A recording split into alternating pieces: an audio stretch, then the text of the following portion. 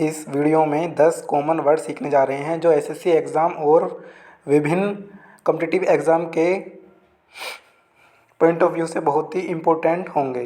जिसमें हमारा पहला वर्ड होगा एबिट्योर। एबिट्योर एबिट्योर का मतलब होता है ABATTOIR। एबिट्योर एबिट्योर का मतलब होता है a place where animals are killed for food.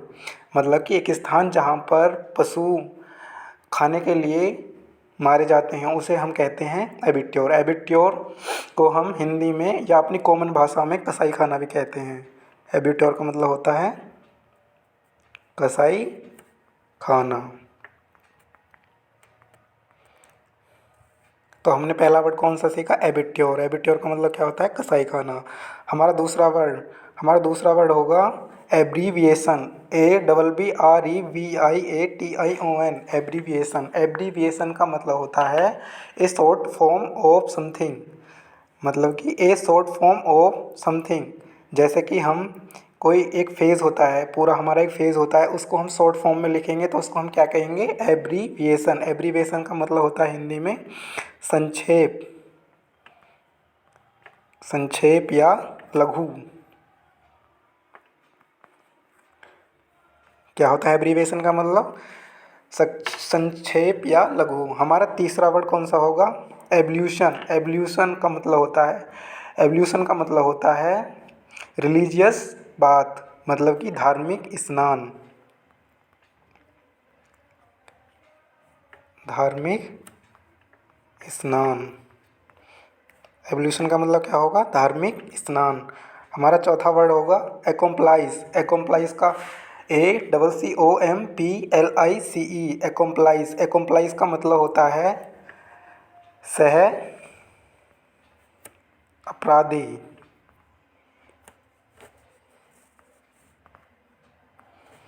एक्कम्प्लाइज का मतलब क्या होगा? सह अपराधी। कोई भी क्राइम होता है उसमें एक मुख्य आरोपी होता है। जो एक चीफ क्राइम होगा उसको हम वो मुख्य आरोपी होगा, उसके साथ में जो क्राइम करने वाला होगा उसको हम क्या कहेंगे? एक्कम्प्लाइज। एक्कम्प्लाइज का मतलब होगा सह अपराधी। उसके बाद हमारा वर्ड आएगा एफोरिस्टेशन। AFFORESTATION। एफोरिस्टेशन। एफोरिस्टेशन का मतलब होता है हमारा वनारोपण। हम इसको क्या कहेंगे हिंदी में? वन रोपण। क्या कहेंगे एफोरिस्टेशन को हिंदी में? वनारोपण। इसको हम इंग्लिश में कहेंगे इसका जो वर्ड मीनिंग होगा the act of forestation bye planting many trees. The act of forestation bye planting many trees. जब हम बहुत सारे पौधों को एक साथ लगाते हैं तो उसको हम क्या कहते हैं? एफोरिस्टेशन। उसको क्या कहेंगे? वनारोपण। उसके बाद हमारा वर्ड आएगा एजेंडा। एजेंडा का मतलब होता है घोषणा पत्र। घोषणा पत्र। जब भी इलेक्शन होते हैं तो उस पर हर गवर्नमेंट अपना एक घोषणा पत्र जारी करती है, उसे इंग्लिश में क्या कहेंगे? एजेंडा। हमारा नेक्स्ट वर्ड होगा एग्रीसर। एग्रीसर। एग्रीसर का मतलब होता है आक्रमणकारी। एग्रीसर का मतलब होता है हमारा आक्रमणकारी।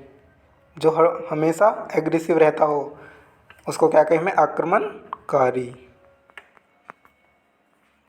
हमारा नेक्स्ट वर्ड होगा एलिमोनी। एलिमोनी का मतलब होता है तलाक के बाद एक पत्नी को पति द्वारा दी जाने वाली आर्थिक सहायता। उसको हम क्या कहेंगे? एलिमनी। एलिमनी को क्या क्या कहेंगे? आर्थिक सहायता। पति के द्वारा पत्नी को दी जाने वाली आर्थिक सहायता तलाक के पश्चात, उसको हम क्या कहेंगे? एलिमनी। ये बहुत बड़ा हो जाएगा इसलिए मैंने यहाँ छोड़ दिया है। उसके बाद आएगा एल्ट्रुस्ट। एल्ट्रुस्ट का मतलब होता है परोपकारी। परोपकारी। एल्ट्रुस्ट का मतलब क्या होगा? परोपकारी। परोपकारी का मतलब जो दूसरों के परोपकार में हमेशा आगे खड़ा रहे, उसको हम क्या कहेंगे? एल्ट्रस्ट। उसके बाद हमारा आएगा नेक्स्ट और लास्ट वर्ड एमेच्योर। एमेच्योर का स्पेलिंग होती है AMATEUR। एमेच्योर का मतलब होता है किसी भी कला में मतलब किसी भी कला में मतलब उसको एक्सपीरियंस नहीं होना, lack of experience in any art is called amateur. इसको हिंदी में क्या कहेंगे? गैर पेशेवर। तो हमारा ये लास्ट वर्ड आज के लिए। Thank you.